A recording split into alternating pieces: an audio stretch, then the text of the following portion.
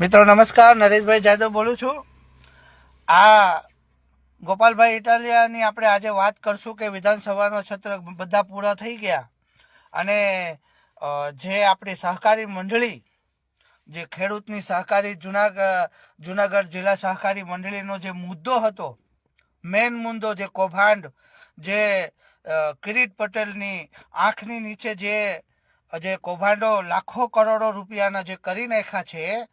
મંડળીના મંત્રીઓએ, મંડળીના પ્રમુખોએ, મંડળીની બેંકે, મંડળીના જેટલા પણ એના અધિકારી છે એ લોકોએ, બેંકોના મેનેજરોએ, જુનાગઢ જિલ્લા બેંકોના મેનેજરોએ,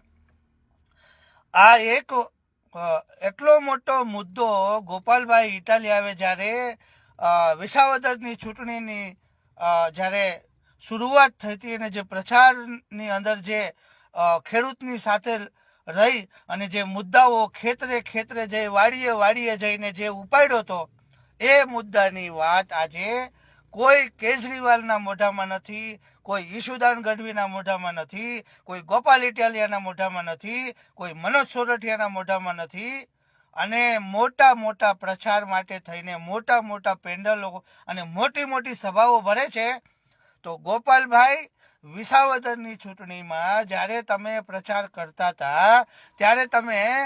તમે શું કહેતા હતા? તમે ખેડૂતને શું કીધું હતું કે કિરીટ પટેલે કરોડો રૂપિયાનું કૌભાંડ કર્યું છે, ખેડૂતના ગેરકાયદેસર બેંકોમાંથી પૈસા ઉપાડી લીધા છે, જેના નામે ખેતરો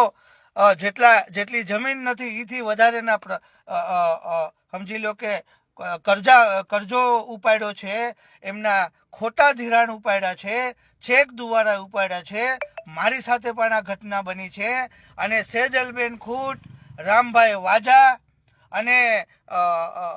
રાજુભાઈ બોખરિયા, આ બધા લોકોએ મારી પાસે પણ કાગળિયા મંગાવી અને ગોપાલભાઈ ઇટાલિયાને રજૂઆતો કરેલી છે। કાગળિયા બધા ખેડૂત પાસેથી ફોન કરીને અને બધા લોકોને જેને મંડળીના કૌભાંડ, અમારી ઉના તાલુકાની કોપ ગામની મંડળીનો વિષય આખો ગોપાલ ઇટાલિયાની પાસે આખી ફાઇલ પડી છે, જે ઉના તાલુકાના પ્રભારી સેજલબેન ખૂટને મેં મોકલી હતી, રામભાઈ વાજા જિલ્લા પ્રમુખ ગીર સોમનાથ જિલ્લા વાજા રામભાઈ વાજાને પણ મોકલી હતી, અને એની પછી જે રાજુભાઈ બોખરિયા એમને પણ મેં મોકલી હતી। તો આ બીજા બધા વિષયોની ઉપર વાત કરે છે ગોપાલ ઇટાલિયા। આખું બજેટ 12 મહિનાનું સત્ર પૂરું થઈ ગયું, સવાલો જવાબ થઈ ગયા, બહાર આવીને પ્રેસ કોન્ફરન્સ થઈ ગઈ કે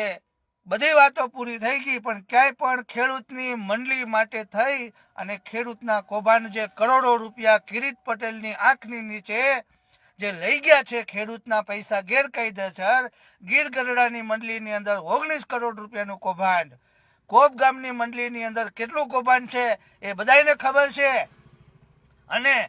જે મંડળીના મંત્રીઓ ખુલ્લે આમ ફરે છે, કેસ ઉનાની કોર્ટની અંદરથી કેસ પણ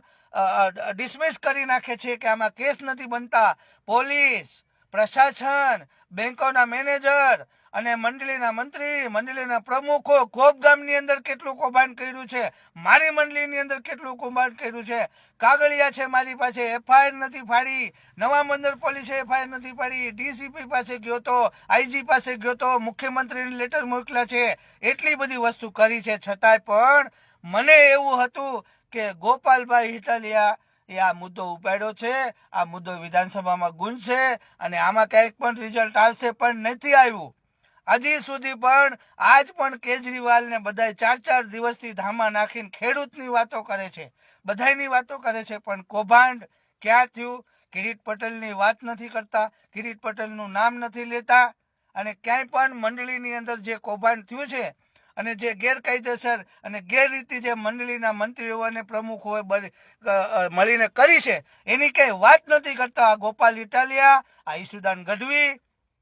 આ લોકોને બીજા મુદ્દામાં ભટકાવી દે છે, અલગ ટાઈપની વાતો કરે છે। આજ સુધીમાં ક્યાંય પણ ખેડૂતની વાત કરવાવાળા ગોપાલ ઇટાલિયાને કહું છું કે આ મુદ્દો ક્યારે ઉપડશે? આ મંડળીના કરજા તમે ક્યારે આનો મુદ્દો ઉપાડશો? કિરીટ પટેલ ચોર છે, કિરીટ પટેલ કૌભાંડી છે, કિરીટ પટેલ મંડળીનો અધિકારી છે, મંડળીનું ખાતું એની પાસે છે, અને જે કિરીટ પટેલ ઉપર તમે જ્યારે આક્ષેપ લગાડીને ખેડૂતના મત લઈ અને તમે ધારાસભ્ય બની ગયા અને વિધાનસભામાં તમારે જ્યારે બોલવાનું આવ્યું ત્યારે તમે બીજા મુદ્દા ભટકાવીને બોલો છો, પણ આ વિષયમાં ક્યાંય તમે બોલતા નથી. તો મારો આ વિડીયો દરેક લોકો સુધી પહોંચવો જોઈએ.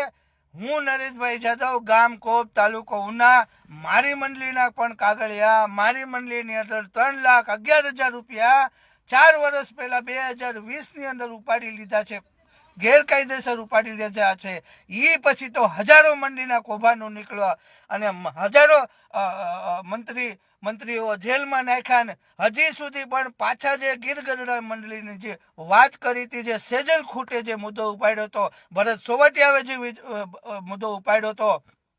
અને ન્યાના જે વડિયાવાળા ગામના જે ભીખાભાઈ લંબાણીએ આ મુદ્દો ઉપાડ્યો હતો, તો આ મુદ્દો ક્યાં દબાવી દીધો, કોની સાથે કઈ ભાજપના નેતાની સાથે ને કયા ભાજપના ઉના તાલુકાના ભાજપના જે કેસી રાઠોડની સાથે શું સાંઠગાંઠ કરી અને ક્યાં સેટલમેન્ટ કરી લીધું છે. આ ગુજરાતની જનતાને કહું છું અને ગુજરાતના ખેડૂતને કહું છું કે આ આમ આદમી પાર્ટી વાળાનો વિરોધ નથી કરતો, પણ હું સાચી હકીકત કહું છું.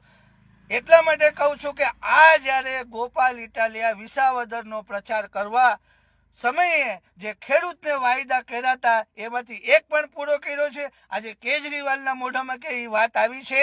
જય હિન્દ, જય ગુજરાત.